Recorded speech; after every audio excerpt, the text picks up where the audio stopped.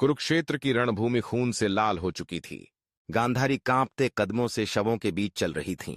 उनका कांपता हुआ हाथ दुर्योधन के निर्जीव शरीर को छूता है। गांधारी पहला पुत्र, उनकी शान। युद्ध ने गांधारी के सभी 100 पुत्रों को छीन लिया था। उनके नेत्रों पर पट्टी थी।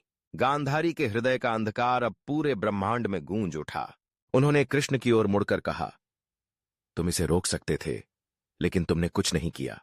उनका स्वर कंपित था, लेकिन उसमें ब्रह्मांड को हिला देने की शक्ति थी। हाथ उठाकर उन्होंने श्राप दिया, जिस प्रकार मेरे कुल का नाश हुआ है, उसी प्रकार तुम्हारे यदुवंश का भी नाश होगा और तुम्हारी मृत्यु जंगल में अकेले होगी। कृष्ण मुस्कुराए, क्योंकि वह जानते थे कि विधि का लेखा बदला नहीं जा सकता। वर्षों बाद गांधारी का श्राप सत्य सिद्ध हुआ। कृष्ण ने अपने ही वंश को आपस में लड़कर नष्ट होते देखा और अंत में एक शिकारी के तीर ने उनके मानव रूप का अंत कर दिया।